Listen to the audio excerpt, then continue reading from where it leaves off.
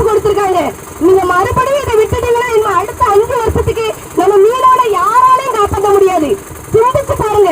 ஒவ்வொரு முறையும் நம்ம மீனவரை காணுப்போம். ஒரு மாசத்துக்கு முன்னாடி கூட ஒரு சின்ன பையன் கடல்ல விழுந்தான், 14 வயசு பையன். இந்த அரசாங்கம் ஏதாவது முயற்சி எடுத்துச்சா?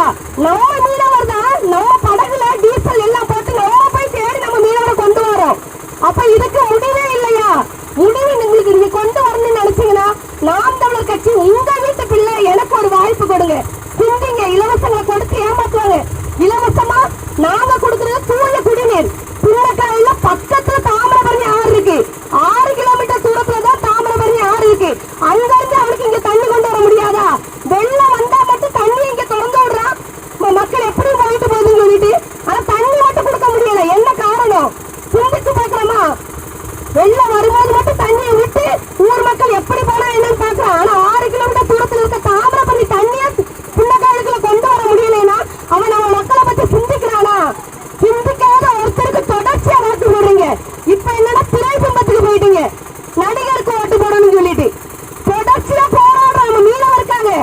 என் மீனவருக்கு தொட்டால் உன் நாட்டு மாணவனை தொடுன்னு சொல்லி தொடர்ச்சியா மீனவருக்காக எங்கமே சீமானந்த தொடர்ச்சியா நிக்காரு.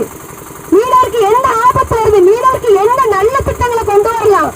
நீ தொடர்ச்சியா வாக்களிச்சு நம்ம கடற்கரை பகுதியிலேயே அப்புறப்படுத்த போறாங்க. நம்முடைய வளங்கள் எல்லா பயிரும் நம்மளுடைய வாழ்வாதாரத்தை இழந்து ஊர் விட்டு நாடு விட்டு போய் நம்ம உழைக்க வேண்டியதான்.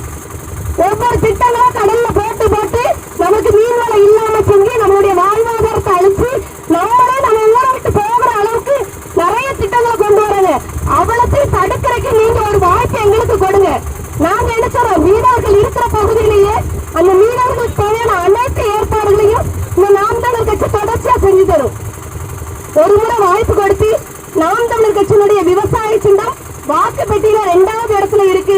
வாய்ப்பு கொடுங்க. நாளைய தலைமுறை பிள்ளைகளுக்கு வாழ்வழியுங்கள். நன்றி, வணக்கம். நாம் தமிழர்.